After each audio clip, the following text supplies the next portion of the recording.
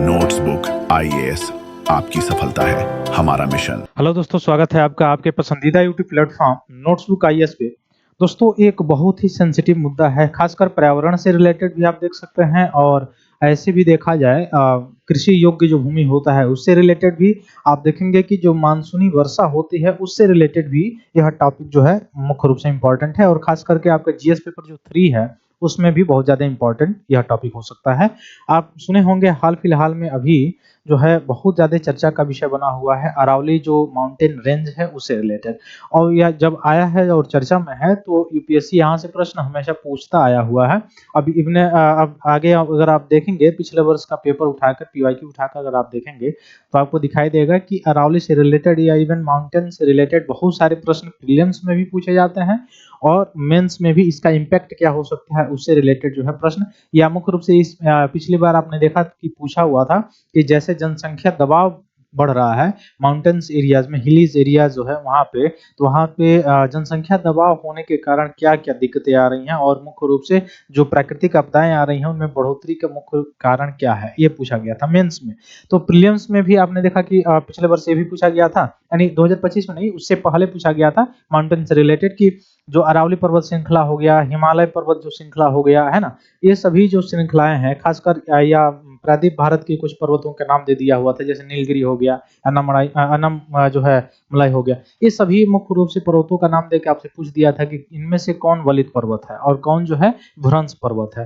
तो वलित पर्वत और भ्रंश पर्वत आप पढ़े होंगे, इवन एनसीईआरटी जब आप पढ़े होंगे तो मैंने भी पढ़ाया है एनसीईआरटी में ज्योग्राफी में कि वलित पर्वत का निर्माण कैसे होता है। जैसे खासकर अगर हिमालय की बात किया जाए तो हिमालय जो वलित पर्वत है उसका निर्माण कैसे हुआ है, तो जो वलित पर्वत ये बना हुआ है इसका निर्माण आपने देखा होगा कि एक कॉन्टिनेंट का जो प्लेट है वह और एक ओशन प्लेट है, इनके दोनों के टकराने से मुख्य रूप से जो ओशन वाला प्लेट है उसका घनत्व ज्यादा है और ज्यादा होने के कारण यह मुख्य रूप से क्या चला जाता है, नीचे चला जाता है। और कन्वर्जेशन जब होता है इसमें संबंध धारा जब मिलती है तो वहां पे दबाव पड़ता है, मतलब अधिक घनत्व वाले का दबाव पड़ता है कम घनत्व वाले पे, तो वह फोल्ड हो जाता है। इस तरह से जो निर्माण होता है माउंटेन का, उस माउंटेन को कहा जाता है फोल्डिंग माउंटेन्स, है ना, यानी वलित पर्वत कहा जाता है। तो दुनिया में बहुत सारे ऐसे पर्वत हैं जो फोल्डिंग माउंटेन्स हैं। जैसे मैं एग्जांपल दूं तो भारत में जैसे हिमालय नवीन वलित पर्वत है। क्यों नवीन वलित पर्वत कहा जाता है, इसको कारण यह है कि ये जो भारत का पार्ट है ये गोंडवाना लैंड का पार्ट है और उसके ऊपर जो चाइना वाला पार्ट आप देख रहे हैं वह यूरेशिया प्लेट था, है ना, बीच में टेथिस सागर था, टेथिस सी था। यह जब प्लेट यूरेशियन प्लेट से टकराया तो ओशन वाला प्लेट सीधे किससे टकरा रहा है, महाद्वीपीय प्लेट से टकरा रहा है और उसके मुख्य रूप से टकराने के कारण, कन्वर्जेशन के कारण मुख्य रूप से यहाँ पे देखने को मिलेगा कि नवीन वलित पर्वत जैसे हिमालय का निर्माण हुआ। ठीक वैसे ही वलित पर्वतों के संदर्भ में बहुत ज्यादा लोग जो है कंफ्यूज हो जाते हैं। जैसे अरावली से रिलेटेड बहुत ज्यादा लोगों के दिमाग में चलता है कि अरावली तो हो सकता है भ्रंश पर्वत है, लेकिन ऐसा गलत जो है भावना है। यह अरावली भी है जो है, यह एक प्रकार का वलित पर्वत ही है, लेकिन यह ऐसा वलित पर्वत है जो बहुत ज्यादा वर्ष पुराना जो है, ठीक ना। तो पुराना वलित पर्वतों में से जो पुराने वलित पर्वत हैं उनमें से एक है अरावली पर्वत, ठीक ना। भारत की दृष्टि से देखा जाए तो भारत की दृष्टि से सबसे पुराना वलित पर्वत में देखेंगे तो अरावली है और इस अपने अंदर बहुत सारे इतिहास, बहुत सारा जो है खनिज संसाधन, मिनरल्स और जो प्राकृतिक संसाधन उसको संजोए हुए है, ठीक ना। उसके बाद से भी आप देखेंगे कि वलित पर्वतों में आप उत्तरी अमेरिका में चले जाएंगे रॉकीज आपको दिखाई देगा, दक्षिणी अमेरिका महाद्वीप में चले जाएंगे तो एंडीज दिखाई देगा। इवन एंडीज से प्रश्न पिछले वर्ष जो है पूछा गया भी था, है ना। आगे हम लोग चर्चा भी करेंगे एंडीज से क्या प्रश्न पूछा गया था उसके बारे में भी।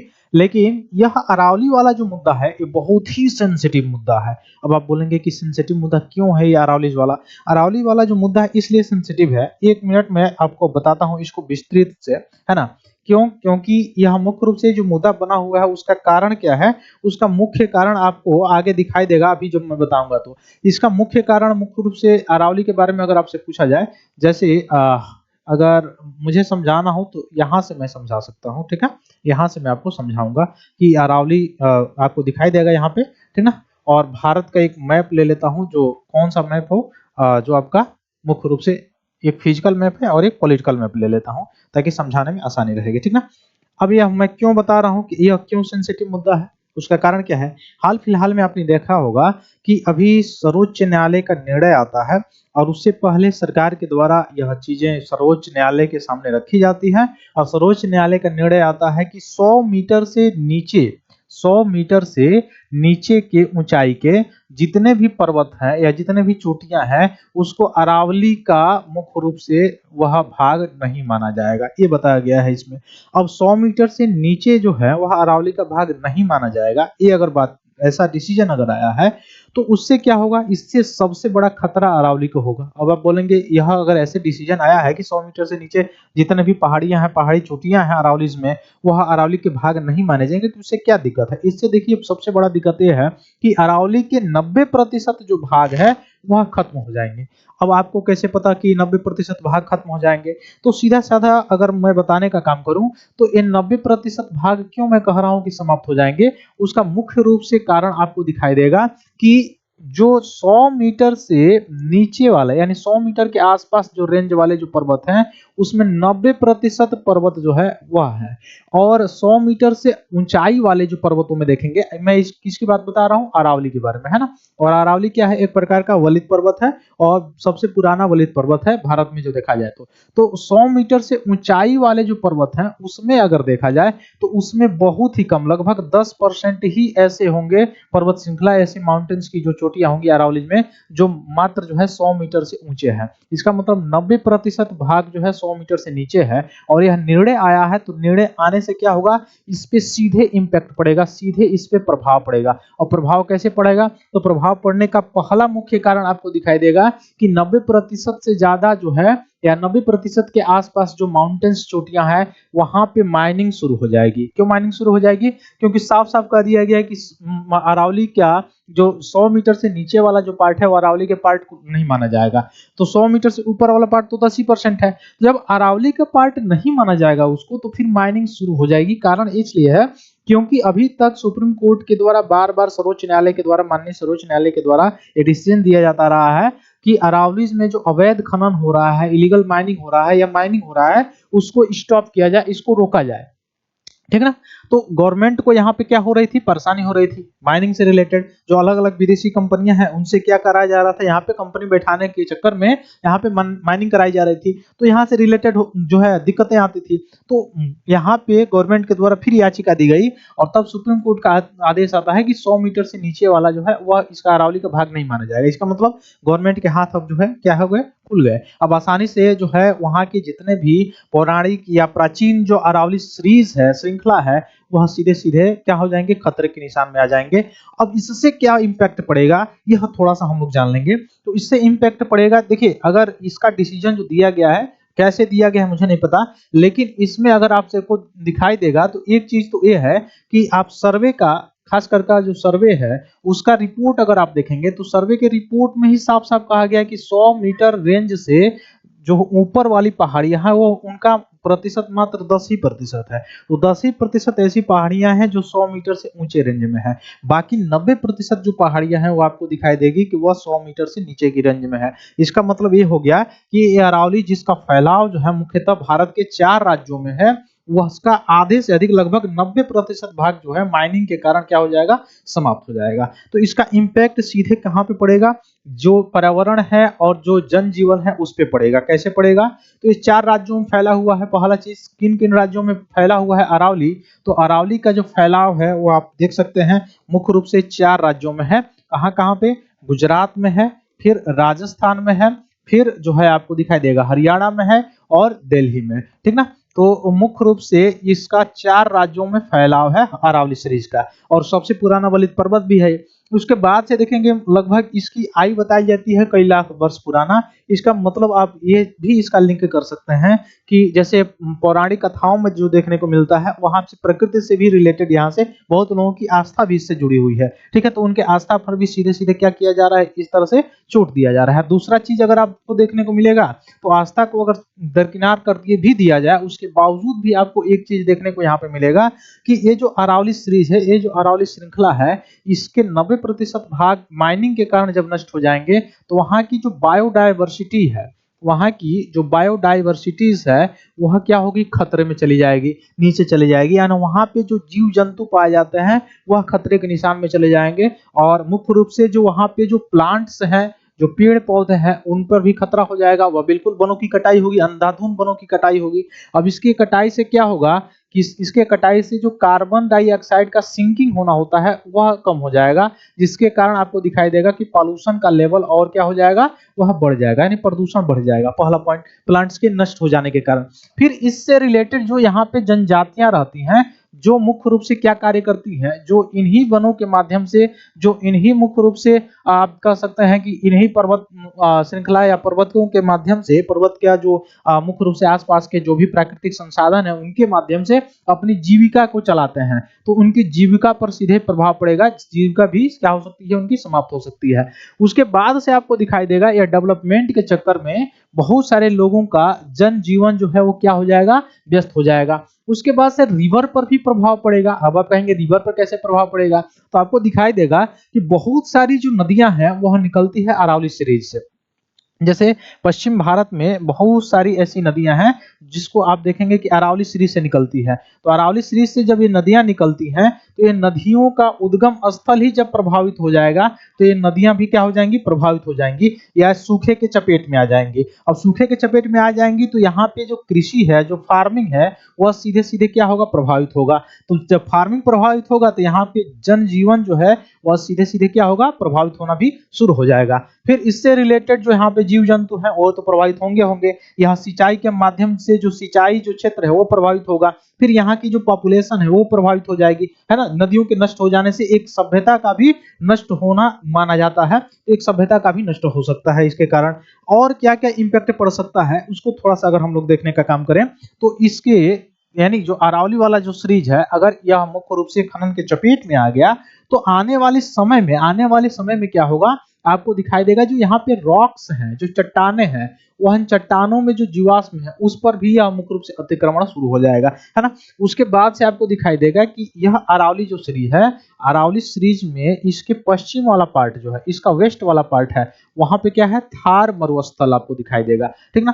थार मरुस्थल दिखाई देगा। तो जब यह नष्ट हो जाएगा तो क्या होगा, इसके आगे वाले पार्ट पर सीधे इंपैक्ट कैसे पड़ेगा, तो ये मरुस्थलीकरण को और बढ़ावा देना शुरू हो जाएगा। मरुस्थलीकरण जो है और बढ़ना शुरू हो जाएगा। मरुस्थल जो डिजर्ट जो है, जो मुख्य रूप से राजस्थान के पश्चिम वाले पार्ट में ही रोक कर रखा हुआ है, वह आगे वाले पार्ट में भी आपको दिखाई देगा। अलग अलग राज्यों में भी फैलता हुआ डिजर्टिफिकेशन आपको दिखाई देगा। और ऊपर से क्लाइमेट चेंज हो ही रहा है, तो ये सीधे सीधे दोनों मिलकर क्या करेंगे, डिजर्टिफिकेशन को और बढ़ावा देंगे और तेजी से डिजर्टिफिकेशन बढ़ेगा, मरुस्थलीकरण बढ़ेगा, ठीक ना। तो डिजर्टिफिकेशन तो बढ़ेगा ही बढ़ेगा, साथ ही साथ आपको दिखाई देगा डिजर्टिफिकेशन बढ़ने के कारण क्या होगा, यहाँ पे जनजीवन और कृषि जो क्षेत्र है वो पूरा का पूरा प्रभावित हो जाएगा। फिर यहाँ पे जो इसके पूर्वी भाग है, जैसे राजस्थान में पश्चिमी भाग हो गया और ये हो गया पूर्वी भाग, ईस्ट भाग। तो ईस्ट भाग में आपको दिखाई देगा फार्मिंग वगैरह होती है, कृषि वगैरह सब चीजें होती हैं। क्यों, यहाँ से निकलने वाली जो उद्गम होने वाली नदियां हैं, वह नदियां यहाँ पे सिंचाई के साधन के रूप में कार्य करती हैं। दूसरा इसका यहाँ की जनजीवन को चलाती हैं। अब जब यहाँ यही नहीं रहेगा तो नदियां भी नहीं रहेंगी, और दूसरा जो यह मरुस्थलीकरण को रोकने का जो कारक है, जो फैक्टर है अरावली, वो जब समाप्त हो जाएगा तो मरुस्थलीकरण जब इस बढ़ेगा तो इसके पूर्वी भाग को भी प्रभावित करेगा। तो यहाँ पे सबसे बड़ी संख्या में, जो क्षेत्रफल की दृष्टि से सबसे बड़ा राज्य है राजस्थान, वो भी क्या होगा, प्रभावित होगा। यहाँ की जनजीवन भी क्या होगी, मुख्य रूप से प्रभावित हो जाएगी। यहाँ पे जो है फार्मिंग जो होगा प्रभावित हो जाएगा, कृषि प्रभावित हो जाएगा। यहाँ पर और भी सारे सेक्टर पे क्या होगा, सीधे सीधे इंपैक्ट पड़ना शुरू हो जाएगा। और इसके माइनिंग से क्या क्या दिक्कतें हो सकती हैं। अब यहाँ पे जब यह खतरे में चला जाएगा अरावली, तो और क्या दिक्कतें होंगी, तो इसमें मुख्य दिक्कत ये होगी कि ये भारत वाला जो पार्ट है, यह भारत वाला जो पार्ट है, सपोज दैट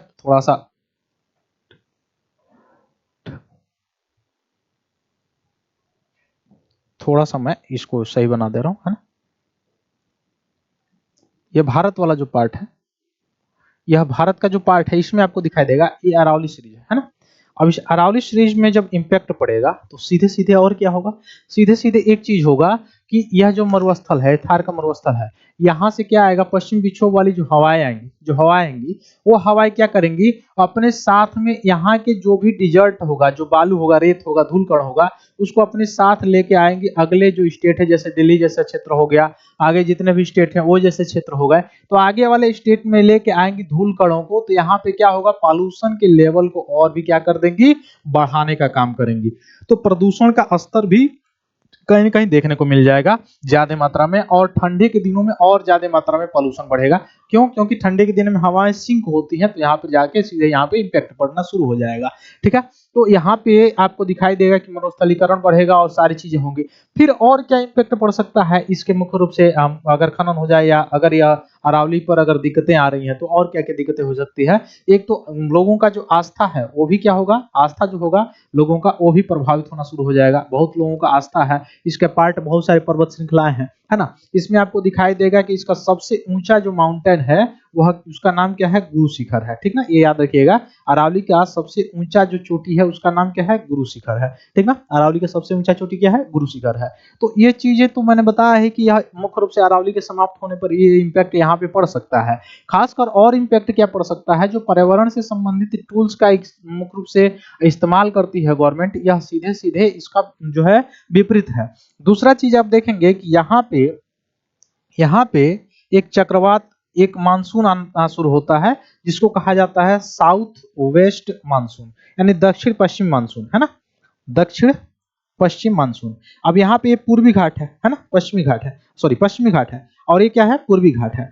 तो मैंने आपको पढ़ाया भी है, ज्योग्राफी में आपने पढ़ा होगा कि पश्चिमी घाट में पर्वतों की जो ऊंचाई है वो ज्यादा, मतलब ऊंचे है, तो यहाँ पे ऊंचे ऊंचे पर्वत श्रृंखला आपको दिखाई देगा। यहाँ पे अपेक्षाकृत थोड़ा छोटे छोटे पर्वत श्रृंखला दिखाई देते हैं, तो ऊंचे ऊंचे पर्वत श्रृंखला दिखाई देते हैं। तो दक्षिण पश्चिम मानसून जब आता है, कारण क्या आता है, आईसीटी जेट जोन जब इधर खिसक जाता है तब आता है, तो यह पश्चिम पे आता है, तो यहाँ पे प्रभावित करता है केरल में। उसके बाद से यह सीधे ऊपर ऊपर चला जाता है यहाँ पे, है ना। अब यहाँ पे वर्षा नहीं करता है, तमिलनाडु क्षेत्र में वर्षा नहीं करता है, वृष्टि छाया क्षेत्र के मतलब अंतर्गत आता है। इसलिए वृष्टि छाया क्षेत्र क्या है आपने पढ़ा होगा, मैं ज्यादा डिस्कशन नहीं कर रहा हूँ, इसलिए कि यहाँ पे थोड़ा सा समय कम है।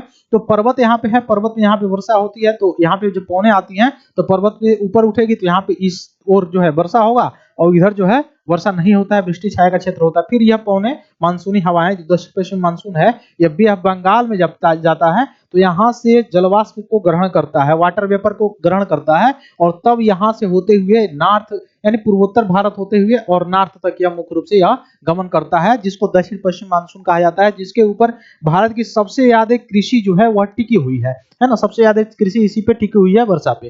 तो और दूसरा इसका, चूंकि यह दक्षिण पश्चिम मानसून यह मैं क्यों कोरिलेट इसका कर रहा हूं, क्योंकि 3 शाखाओं में बढ़ जाता है। एक शाखा तो इसका इधर चला जाता है, दूसरा शाखा यहाँ से थोड़ा सा महाराष्ट्र में इसको जगह मिलता है, तो ये नर्मदा की घाटी से होते होते यहाँ तक दक्कन के पठार तक जाता है। ठीक ना, दक्कन के पठारी भागों तक यहाँ देखेंगे आपकी जाएगा। और तीसरा भाग जो इसका जाता है वो यहाँ से जाता है और इधर चला जाता है। तो जब इधर जाता है ये वाला पार्ट, तो अरावली के पर्वत श्रृंखलाओं से जब यह टकराता है और ऊपर उठता है, तो ये हवाएं जब ऊपर उठती हैं ठंडा होती है, और चूंकि यहाँ से पानी लेके ऊपर उठेगी तो ठंडा होगी, ऊपर उठेगी तो क्या होगा, वह धीरे धीरे पानी के कण जब ठंडा होगी तो क्या हो जाएंगे, वो भारी होंगे तो संवहन प्रक्रिया के द्वारा यह मुख्य रूप से क्या होगा, संवहन प्रक्रिया के द्वारा, सघनन के द्वारा ये क्या होगा, यहाँ पे रेन होगा, तो यहाँ पे वर्षा भी होगी। तो वर्षा कुछ मात्रा में यहाँ पे हो जाती है, जिसके कारण यहाँ पे फसलें वगैरह या कृषि भूमि जो है उपजाऊ होती है, नदियों के लिए जल भी मिलता है, तो ये सारी चीजें यहाँ तक आते थे, फिर वर्षा समाप्त हो जाता है। लेकिन ये अरावली के कारण ही वर्षा हो रहा है, लेकिन यही अरावली जब समाप्त हो जाएगी तो यहाँ पे सीधे सीधे रेन पैटर्न पर भी,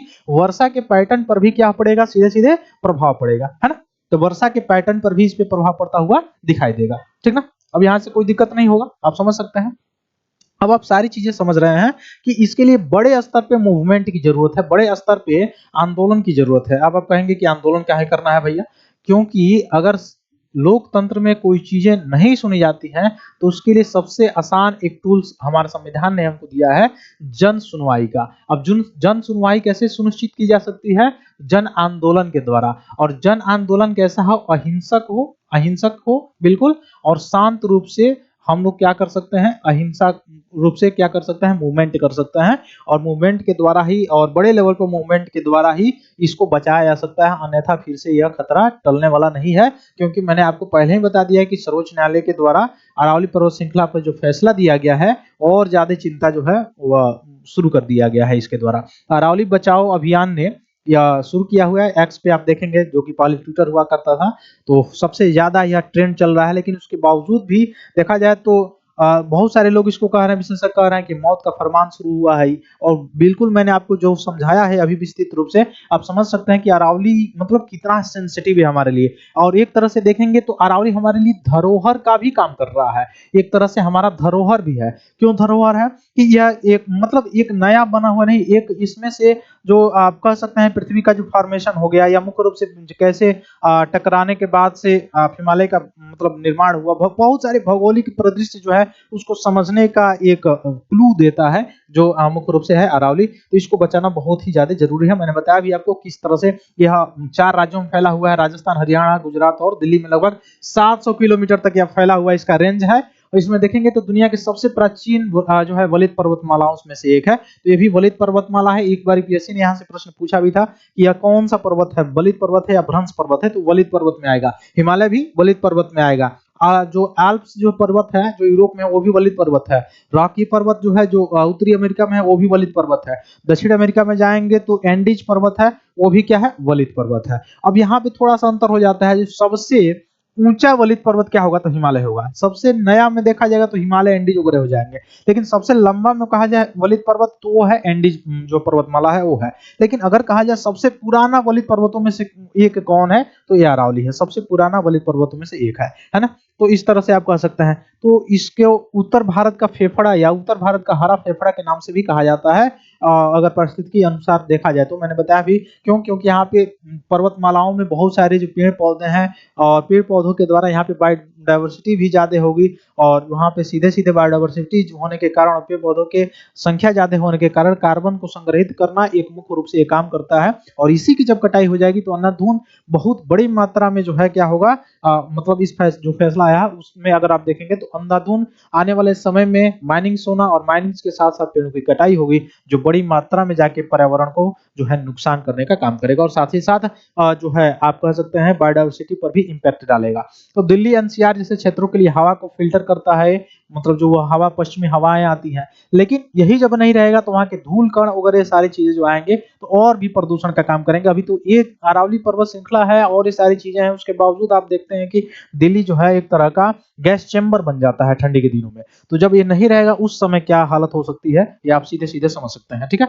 इसलिए बड़े लेवल पर इसका मुख्य रूप से मूवमेंट चलाने की जरूरत है। केवल ट्विटर हैंडल से ट्विटर हैंड कर देने से कुछ नहीं होने वाला है। यानी अहिंसक रूप से एक मूवमेंट चलाया जाए, जन भागीदारी हो, तब जाके यहाँ पे कहीं हो सकता है सुनवाई जो है हो सकती है।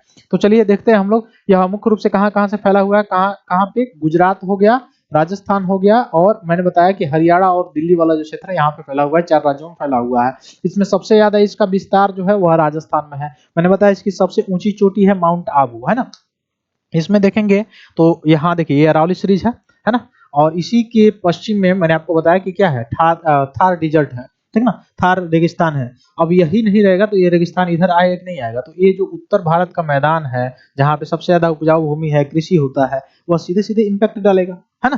तो यहाँ से रिलेटेड बहुत सारी चिंताएं हैं, जिसके कारण मैंने बताया कि और जो मैं मानसून के बारे में बता रहा था, या दक्षिण पश्चिम जो मानसून आता है यहाँ पे, या दक्षिण पश्चिम मानसून एक तो शाखा इधर चला जाता है, दूसरा शाखा महाराष्ट्र से होते हुए इधर चला जाता है, तीसरा शाखा यह अरावली से संबंधित आता है। तो 3 शाखाएं आप पढ़े होंगे ज्योग्राफी में, 3 शाखाएं मुख्य रूप से निकलती है, ठीक ना। यही अरावली का सबसे ऊंचा पीक जो है वह कौन सा है, गुरु शिखर है, जिसकी मैं बात कर रहा था आपको। तो यह मुख्य रूप से गुरु शिखर जो माउंट आबू पे पड़ता है, यह कहाँ पे है, या राजस्थान में आपको दिखाई देगा। और मुख्य रूप से गुरु शिखर जो सबसे ऊंचा शिखर है किसका, अरावली का है, ठीक ना। तो इसको याद रखिएगा। इसमें आप देखेंगे बनास रिवर हो गया, साहिबी रिवर हो गया, यहाँ से निकलती है। लूनी रिवर आपको दिखाई देगा जो कि आपको यहाँ से मुख्य रूप से कच्छ के रण में देखेंगे, आपकी कच्छ के रण में जाके विलुप्त हो जाती है। तो बहुत सारी जीवन रेखाएं इस पे, इन नदियों पे है जो है यह निर्भर है। और ये यहाँ पे सीधे सीधे क्या होगा, इस पर मुख्य रूप से इम्पैक्ट पड़ेगा। फिर सरिस्का नेशनल पार्क आपको देखने को मिलेगा।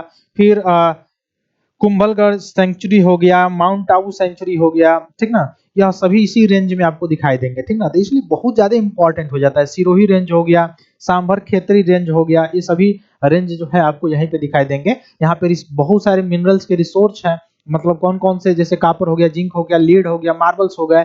तो ये सारी चीजों का यह लालच जो है पकड़ा हुआ है, जिसके कारण यह सारी चीजें की जा रही हैं, ठीक ना। तो मैंने बताया आपको कि सबसे ओल्डेस्ट फोल्ड माउंटेन है, फोल्ड माने वलित पर्वत है, ठीक ना। इसके बारे में मैंने ऑलरेडी आपको बता दिया है कि इसका सबसे ज्यादा जो ऊंचा जो शिखर है उसका नाम क्या है, उसका नाम है गुरु शिखर, जो माउंट आबू पे है, ठीक ना। तो हाईएस्ट पीक है किसका, अरावली रेंज का, ये थोड़ा सा याद रखिएगा।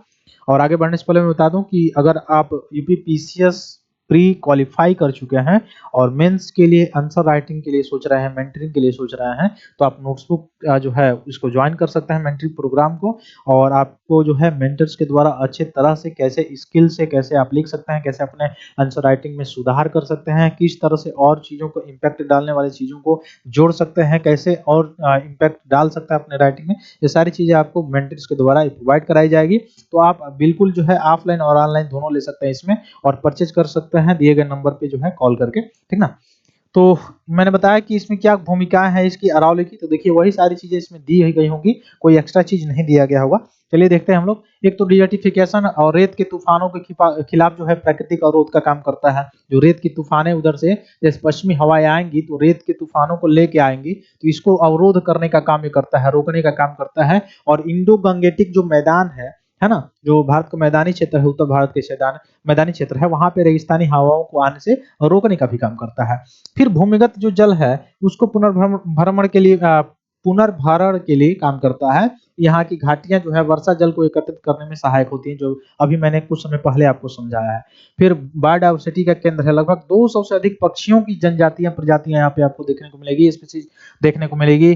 तितलियों की जो स्पीसीज है, खासकर स्तनधारी हो गए, सरीसृप हो गए, लुप्त प्राय जो वनस्पतियां हैं, उन सभी का आपको यहाँ पे आवास देखने को मिलेगा। तो एक तरह से आप कह सकते हैं कितना बड़े लेवल का सेंसिटिव जोन है ये, ठीक ना। और जलवायु और वायु शुद्धिकरण में भी देखेंगे तो वन और वनस्पति प्रदूषकों को अवशोषित करने के लिए इसमें भारी मात्रा में पेड़ पौधे हैं जो कार्बन सिंक का काम करते हैं, कार्बन को अवशोषित करने का काम करते हैं, ठीक ना। और लाखों लोगों के पर्यावरणीय स्थिरता हो गया, जल सुरक्षा सार्वजनिक स्वास्थ्य के लिए बहुत ज्यादा केंद्रीय महत्व को रखता है, इसलिए बहुत सेंसिटिव हो जाता है।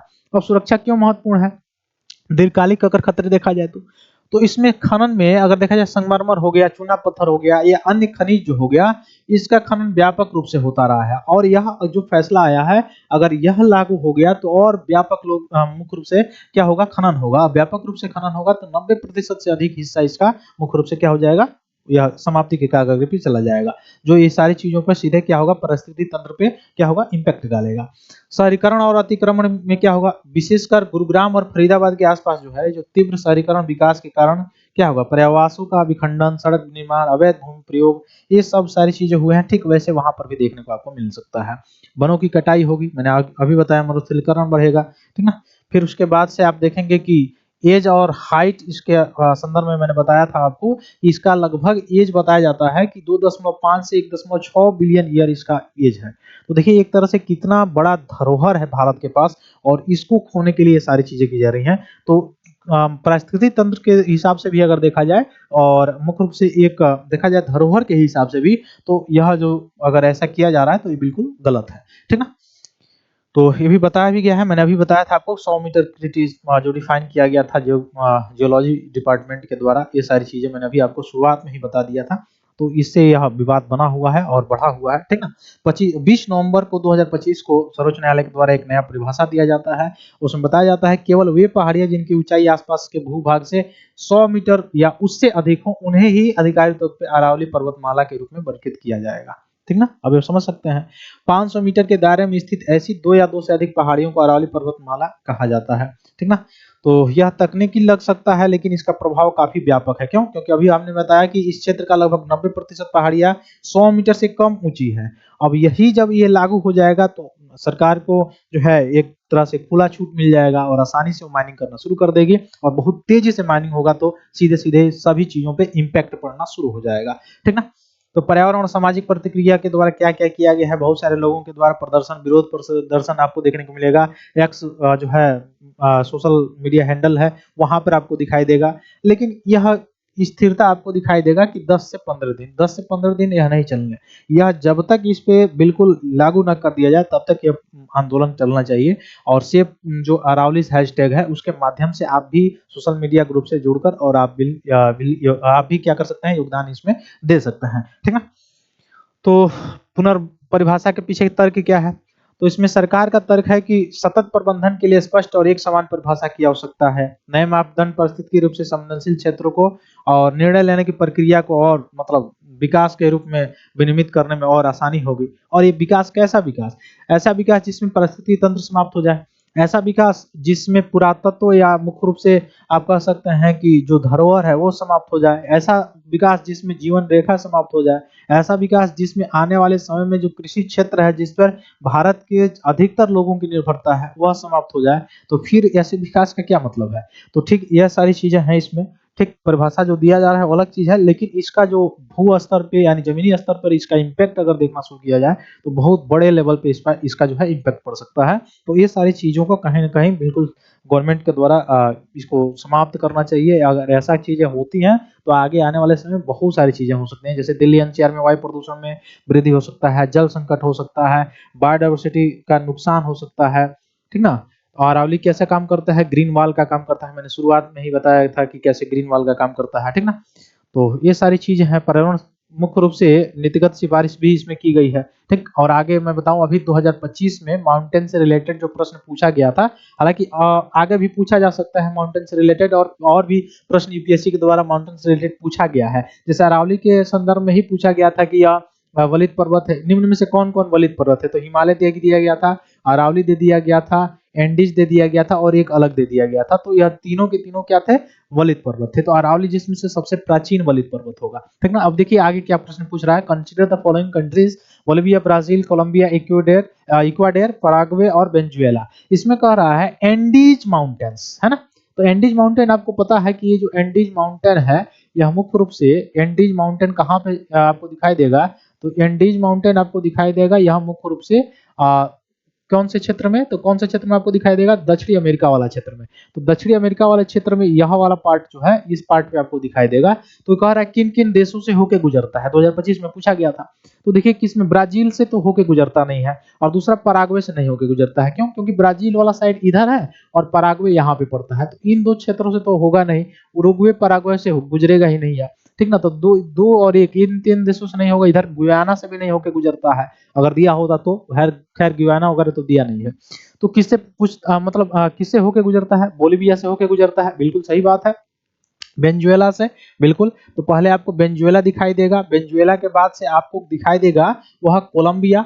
यह वेनेजुएला यहाँ पे दिखाई देगा, यहाँ पे कोलंबिया दिखाई देगा। कोलंबिया से ही आप देखेंगे कि यह उत्तरी अमेरिका पनामा शहर से, मतलब पनामा जो नहर है उससे जुड़ा हुआ है ना। तो यहाँ पे देखेंगे यह कोलंबिया जो है, या मैं थोड़ा सा स्पष्ट बता दे रहा हूँ कि कोलंबिया जो है, इधर से आप देखेंगे तो कैरेबियन सी से, और इधर देखेंगे पैसिफिक सी से सीमा साझा करता है। तो पहला आप इधर देखें क्या, वेनेजुएला, है ना।